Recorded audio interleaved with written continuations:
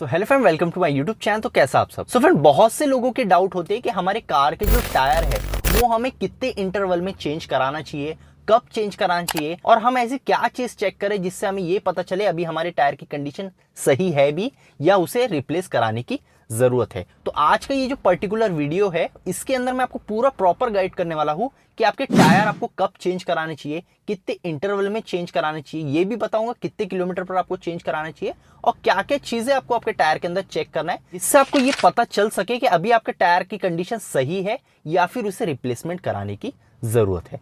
तो friend, request करूंगा ये वीडियो स्टार्टिंग से लेकर पूरे एंड तक जरूर देखना, जिससे आपको सारी इंफॉर्मेशन टायर से रिलेटेड डीप में और डिटेल में मिल सके। सो फ्रेंड, मैं हूं आपका दोस्त, आपका होस्ट अमान। बिना टाइम वेस्ट करे आज का वीडियो स्टार्ट करते हैं। सो फ्रेंड, अगर टायर के बारे में अगर मैं बात करूं तो कि कितने इंटरवल में चेंज कराना चाहिए, तो एक कुछ मैं एवरेज आपको एक लाइफ स्पैन इसका बताता हूं।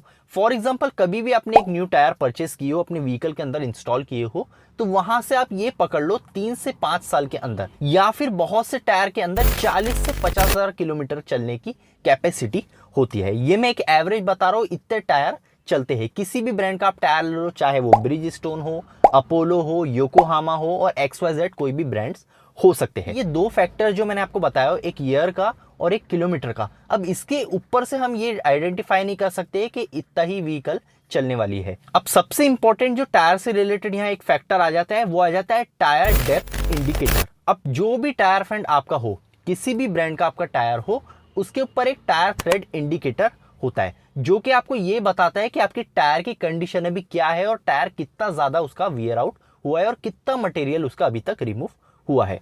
तो सबसे पहले आपको ये टायर डेप्थ इंडिकेटर देखना है कि उसकी कंडीशन क्या है, कि टायर उसके लेवल में तो नहीं आ गया है।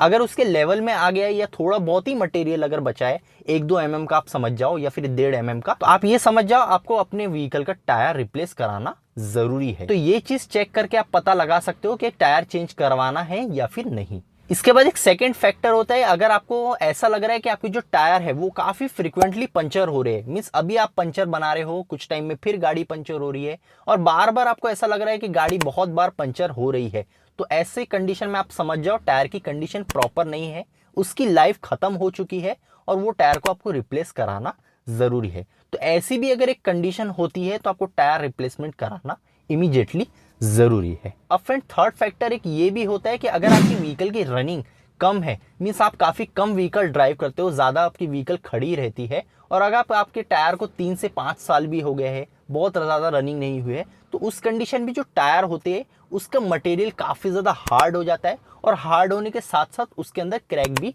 फॉर्म हो जाते हैं। तो ये चीजें चेक करो कि टायर के जो मटेरियल है वो बहुत हार्ड तो नहीं हो गया है या फिर उसके अंदर क्रैक फॉर्म तो नहीं हो गए। कुछ अगर ऐसी कंडीशन आपको देखने को मिलती है तो आप समझ जाओ आपके टायर की लाइफ स्पैन खत्म हो चुकी है। वो टायर अगर आपकी रनिंग कम है इसलिए वो खराब हो चुके हैं, क्रैक फॉर्म हो गया है, उसके अंदर मटेरियल हार्ड हो गया है, तो वो टायर आपको रिप्लेस कराना जरूरी है। क्योंकि वैसे ही टायर आप काफी कंटिन्यू यूज करते हैं तो उतना अच्छा वो परफॉर्म नहीं करेंगे और एक टाइम पे वो टायर बिल्कुल वियर आउट हो जाएंगे। तो ये चीज भी आपको चेक करना है। अगर ऐसी कंडीशन होती है, टायर में क्रैक आ गए हैं या फिर उसका मटेरियल काफी हार्ड हो गया है, तो वो आपको टायर रिप्लेस कराना इमीडिएटली जरूरी है। तो ये भी एक फैक्टर होता है। फोर्थ नंबर पे जो फैक्टर आ जाता है वो आ जाता है साइड वॉल का कट होना।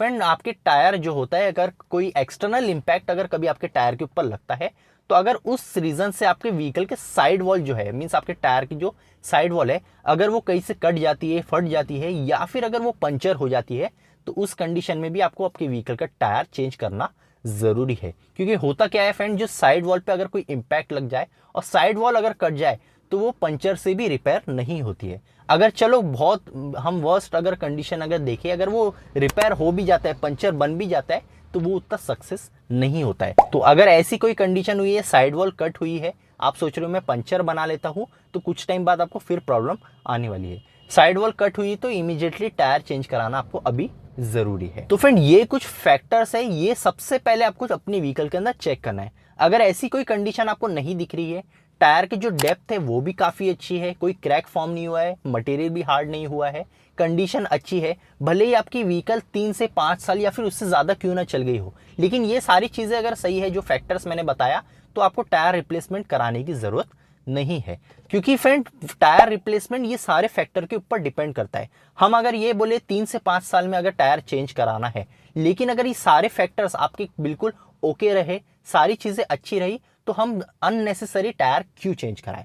तो ये फैक्टर सबसे पहले आपको चेक करना है, ये सारी चीजें आपको चेक करना है, ये सब अगर सही रहता है तो टायर रिप्लेसमेंट कराने की जरूरत नहीं है। लेकिन ये सब फैक्टर्स जो मैंने बताया उसमें से कुछ भी चीज आपको देखने को मिलती है, या तो डेप्थ उसका कम है, साइड वॉल कट है, बार बार पंचर हो रहा है, क्रैक फॉर्म है, या फिर मटेरियल उसका हार्ड है, तो उस केस में आपको टायर आप समझ जाओ रिप्लेस कराने की जरूरत आपको पड़ने वाली है, और इमीडिएटली आपको वो टायर रिप्लेस कराना जरूरी है। तो ये कुछ इंपॉर्टेंट चीजें होती है टायर रिप्लेसमेंट कराने के लिए। तो इसका मैंने आपको पर्टिकुलर आंसर दे दिया। ये फैक्टर के ऊपर ये डिपेंड करता है, आपको कभी भी किलोमीटर के ऊपर नहीं जाना है या फिर ईयर के ऊपर नहीं जाना है कि इतना साल हो गया है तो टायर रिप्लेसमेंट कराना है। ये सारी चीजें चेक करना है फैक्टर्स, उसके बाद आप टायर रिप्लेसमेंट करा सकते हो। तो फ्रेंड, अगर इस वीडियो से रिलेटेड आपके कोई भी डाउट रह जाते हैं तो आप कमेंट सेक्शन में पूछ सकते हो, मैं जल्द से जल्द आपको रिप्लाई देता हूँ। सो फ्रेंड, आज के लिए इतना ही, मिलते हैं हम नेक्स्ट वीडियो में, जब तक के लिए गुड बाय।